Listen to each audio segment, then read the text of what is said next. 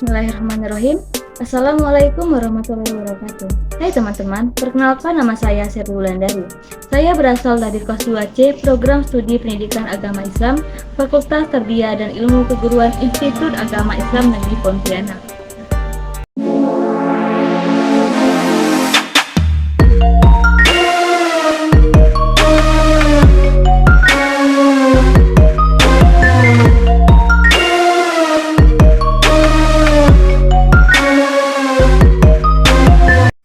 Teman-teman, sebelum kita mengetahui siapa 5 tokoh yang ada di gambar, mari kita dengarkan penjelasan berikut ini. Pada masa awal kemerdekaan, pengakuan kedaulatan adalah hal yang sangat sulit untuk didapatkan.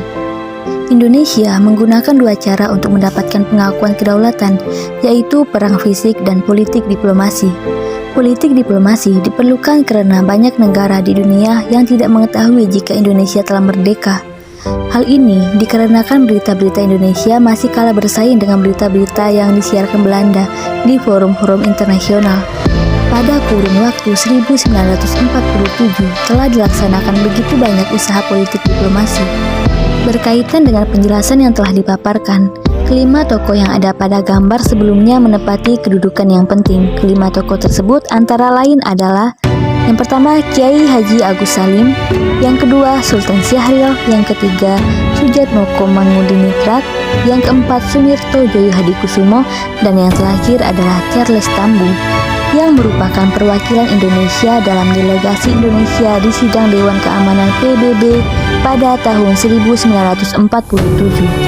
5 tokoh tersebut merupakan tokoh yang berperan penting dan berperan sangat besar untuk Indonesia dalam mendapatkan pengakuan kedaulatan. Nah teman-teman, setelah penjelasan yang telah dipaparkan sebelumnya, sekarang mari kita bahas lebih dalam mengenai 5 tokoh pahlawan diplomasi yang berjuang untuk mendapatkan pengakuan kedaulatan. Pembahasan pertama dimulai dari tokoh Kiai Haji Agus Salim. Kiai Haji Agus Salim. Kiai Haji Agus Salim merupakan seorang tokoh yang lahir pada 8 Oktober 1884 di Kota Gadang, tepatnya di daerah Bukit Tinggi, Provinsi Sumatera Barat. Beliau adalah putra dari seorang pejabat pemerintah dan berasal dari kalangan bangsawan. Karena Agus Salim adalah anak dari seorang bangsawan, maka beliau mendapatkan pendidikan yang layak. Ia bersekolah di sekolah Eropa, yaitu Sekolah Dasar Belanda ELS di Bukit Tinggi pada tahun 1891. Setelah lulus dari ELS dengan hasil baik, Kiai Haji Agus Salim melanjutkan pendidikan di HBS, yaitu Sekolah Menengah Belanda di Jakarta. Agus Salim berhasil mendapatkan nilai terbaik dari seluruh HBS yang ada di Indonesia. Kiai Haji Agus Salim adalah tokoh yang dikaruniai dengan otak yang cerdas. Salah satu keistimewaannya adalah kemampuannya mengerti dan mempergunakan berbagai bahasa asing. Bahasa yang dikuasainya antara lain adalah bahasa Belanda, Inggris, Jerman, Prancis, Jepang, Arab, dan Turki. Di samping bahasa-bahasa itu, beliau juga menguasai bahasa daerah seperti bahasa Jawa, Sunda, Minang, dan lain-lain. Baginya mudah untuk berbicara dengan mempergunakan bahasa asing dalam waktu yang sama. Pengetahuannya yang luar biasa dalam bidang bahasa sangat menunjang kegemarannya untuk membaca. Keunggulan Haji Agus Salim dalam berdebat, rasa humor yang tinggi, serta kepribadiannya yang hangat memang tidak bisa dilepaskan dari budaya yang membesarkannya. Sebagai tokoh yang dibesarkan dalam adat Minangkabau, Haji Agus Salim memang menonjol dalam 3 hal, yaitu pandai berkata-kata, dinamis, sekaligus kosmopolit. Dinamisme inilah yang melahirkan budaya rantau Minangkabau dan menjadikan Haji Agus Salim menjadi sosok yang pandai beradaptasi tanpa terbelenggu tanah kelahirannya. Haji Agus Salim pun terkenal sebagai pemimpin yang hidup sederhana, karena kesederhanaan baginya menjadi filosofi hidup. Kiai Haji Agus Salim juga merupakan seorang tokoh yang berperan besar bagi Indonesia untuk mendapatkan pengakuan kedaulatan negara. Melalui politik diplomasi, Kiai Haji Agus Salim memimpin delegasi diplomat Republik Indonesia dan menghadiri konferensi antar Asia di Delhi pada bulan Maret tahun 1947. Setelah menghadiri konferensi antar Asia di Delhi, misi diplomatik Republik Indonesia dilanjutkan dengan kunjungan diplomatik menuju negeri-negeri Arab. Kunjungan diplomatik Haji Agus Salim ini adalah merupakan strategi dalam mencari dukungan ke negara-negara Islam, karena Indonesia dan negara-negara Arab ini mempunyai kesamaan, yaitu penduduknya mayoritas beragama Islam. Karena misi diplomatik di negeri Arab ini, akhirnya negara Mesir mengakui kemerdekaan dan kedaulatan Indonesia pada tahun 1947. Hal tersebut adalah salah satu bukti kemahiran Haji Agus Salim dalam berdiplomasi. Hingga saat ini, Mesir tercatat sebagai negara pertama di dunia yang mengakui kemerdekaan Republik Indonesia. Selain rangkaian misi diplomatiknya, Haji Agus Salim juga menghadapi serangkaian upaya politik diplomasi lainnya. Perannya yang cukup besar adalah dalam pembentukan Komisi 3 Negara di New York. Pada sidang yang dilaksanakan tanggal 14 Agustus 1947, Sultan Syahrir dan Haji Agus Salim diberi izin untuk pertama kalinya memberikan keterangan tentang keadaan Indonesia di sidang Dewan Keamanan PBB. Pidato Kiai Haji Agus Salim ini dapat mengubah banyak pendapat dan pandangan-pandangan wakil-wakil negara yang sebelumnya percaya begitu saja pada pernyataan-pernyataan yang dilontarkan oleh Belanda. Belanda menuduh Dewan Keamanan menyerahkan berjuta-juta rakyat Indonesia kepada republik yang bukan negara sah. Tetapi tuduhan Belanda ditolak oleh wakil Indonesia dan meminta agar Dewan Keamanan mengirimkan komisi internasional untuk mengawasi gencatan senjata. Usaha Belanda untuk menghalang-halangi membentuk panitia pemisahan persengketaan itu tidak berhasil. Sultan Syahrir dan Haji Agus Salim dapat menyangkal semua pernyataan yang menyudutkan dari pihak Belanda. Mereka dapat menunjukkan bahwa Indonesia pantas untuk merdeka, karena Indonesia telah memiliki syarat-syarat yang mutlak sebagai syarat berdirinya sebuah negara. Indonesia telah memiliki pemerintahan, rakyat, undang-undang, dan wilayah. Indonesia adalah negara yang sah. Selanjutnya adalah Sultan Syahrir. Sultan Syahrir merupakan tokoh kelahiran Padang Panjang, Provinsi Sumatera Barat pada 5 Maret 1909. Beliau merupakan seorang anak dari pasangan Muhammad Rasad dan Putih Siti Rabiah yang berasal dari kota Gadang. Ayahnya menjabat sebagai penasihat Sultan Delhi dan kepala jaksa di Medan. Karena kondisi keluarganya yang terpandang dan kondisi ekonominya yang berkecukupan, Sultan Syahrir dapat menempuh pendidikan di tempat yang layak. Sultan Syahrir menempuh pendidikan di Sekolah Dasar ELS dan Sekolah Menengah Mulo terbaik di Medan. Sultan Syahrir hobi membaca berbagai buku-buku asing dan ratusan novel Belanda. Sultan Syahrir adalah seorang politikus dan Perdana Menteri pertama Indonesia. Ia menjabat sebagai Perdana Menteri Indonesia dari 14 November 1945 hingga 20 Juni 1947. Sultan Syahrir mendirikan Partai Sosialis Indonesia pada tahun 1948. Sultan Syahrir adalah Perdana Menteri pertama Indonesia, serta beliau merupakan salah satu tokoh yang tidak dapat dilepaskan dari sejarah proses berdirinya Republik Indonesia. Sultan Syahrir dikenal sebagai seorang pemikir dan juga perintis berdirinya Republik Indonesia. Selama memimpin pemerintahan, Perdana Menteri Sultan Syahrir memegang peranan penting. Dari tahun 1945 hingga 1947, pengaruhnya sangat mendalam terhadap perjalanan revolusi Indonesia.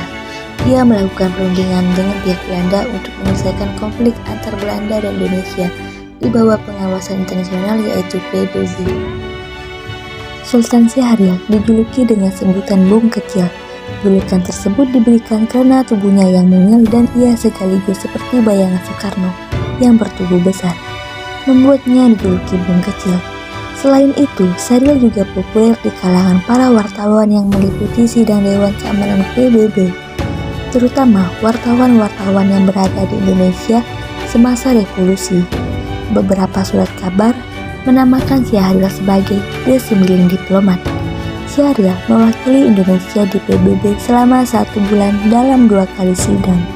Pada 14 Agustus 1947, Sultan Syahril berpidato di muka sidang Dewan Keamanan PBB.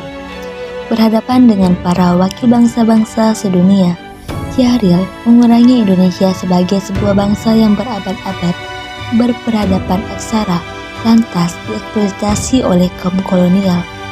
Kemudian, secara piawai, Syahril mematahkan satu persatu argumen yang sudah disampaikan wakil Belanda. Dengan itu, Indonesia berhasil merebut kedudukan sebagai sebuah bangsa yang memperjuangkan kedaulatan di genggaman internasional. PBB pun turut campur sehingga Belanda gagal mempertahankan upayanya untuk menjadikan pertikaian Indonesia-Belanda sebagai persoalan yang semata-mata urusan dalam negerinya. Pada masa itu, Sultan Syahril berhasil menggemparkan PBB melalui pidatonya.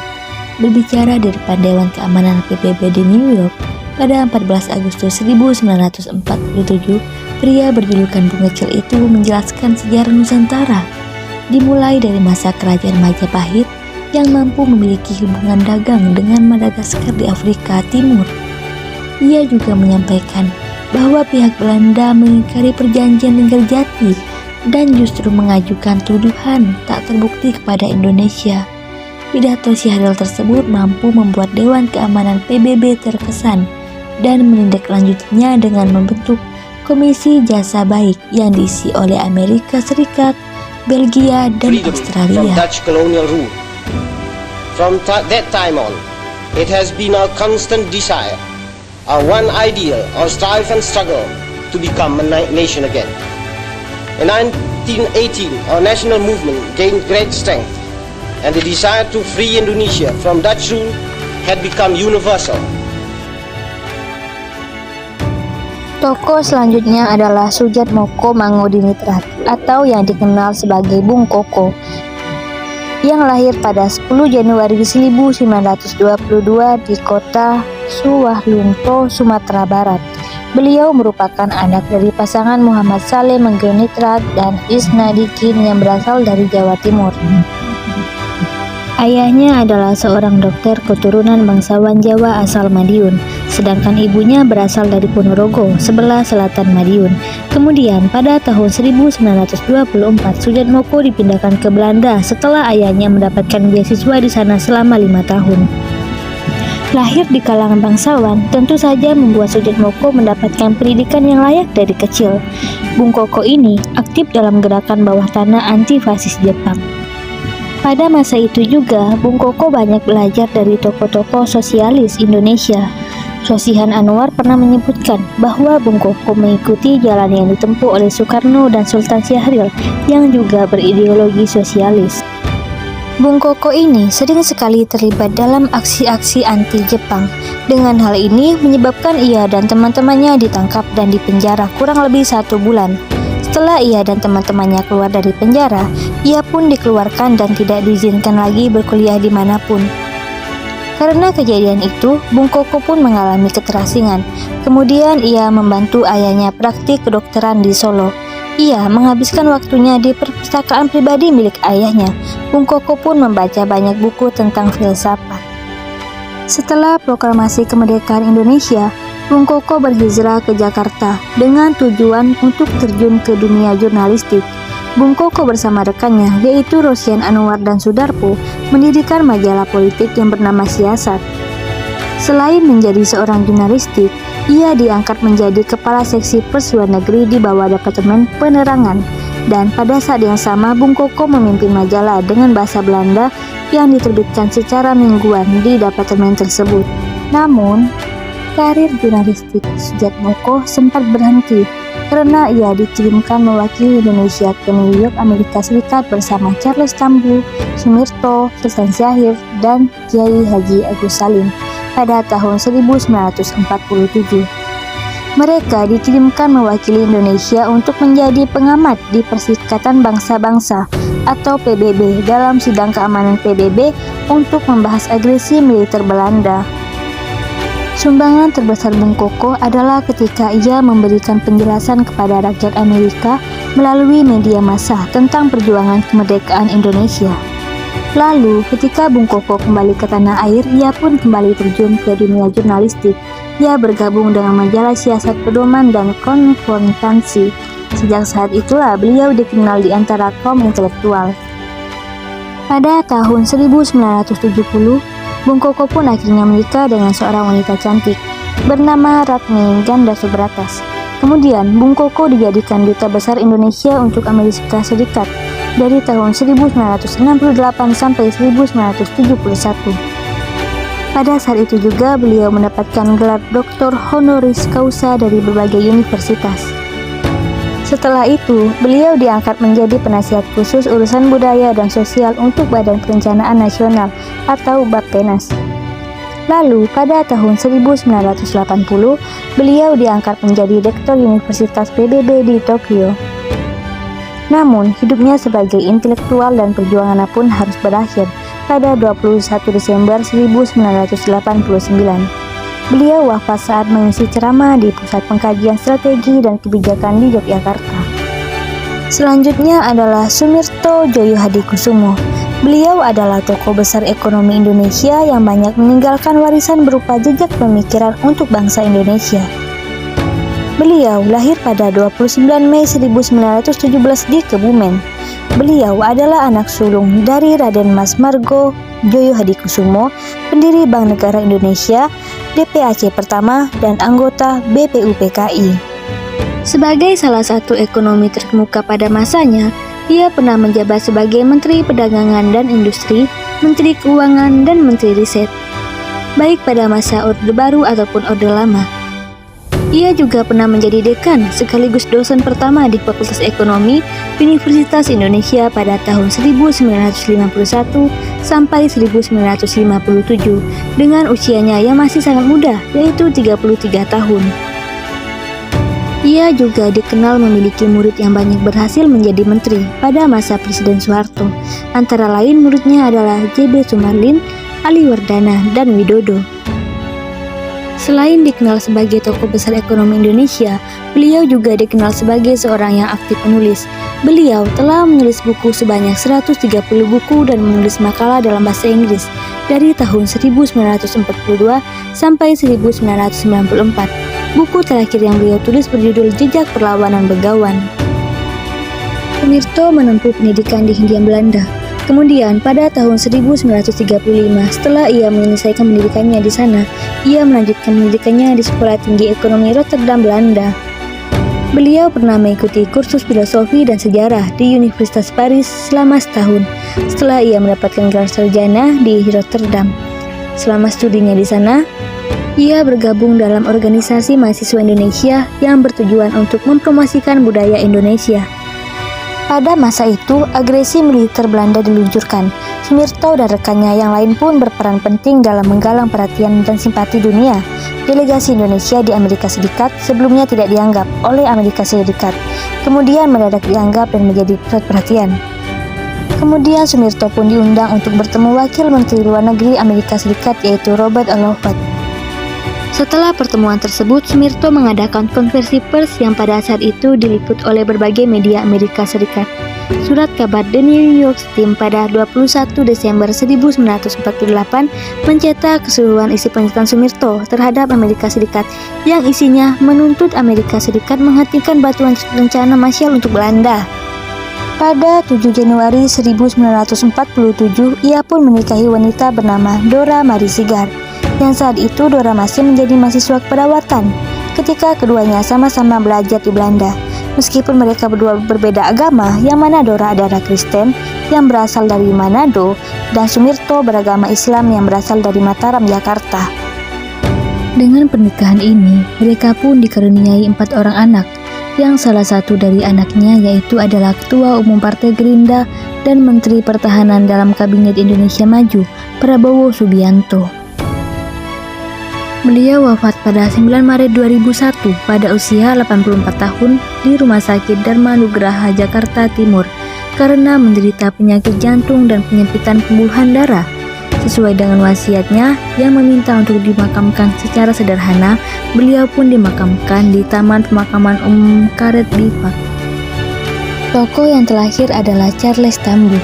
Charles Tambo adalah keturunan Tamli dari orang tua yang merupakan imigran dari Sri Lanka yang pernah dihina dan diejek oleh Belanda dengan kalimat seorang Tambi yang lari dari Singapura, yang kemudian berkolaborasi dengan Jepang lalu menjadi kaki tangan untuk Republik Soekarno-Hatta. Walaupun bukan orang asli Indonesia, ia sangat bersimpati kepada Indonesia dan membantu Indonesia untuk mendapatkan kemerdekaan. Awalnya, Charles Tambo ada di Indonesia karena diperintahkan Belanda untuk memantau radio berbahasa Inggris. Charles Tambo juga menjadi salah satu dari 5 orang yang hadir di delegasi PBB pada tahun 1947.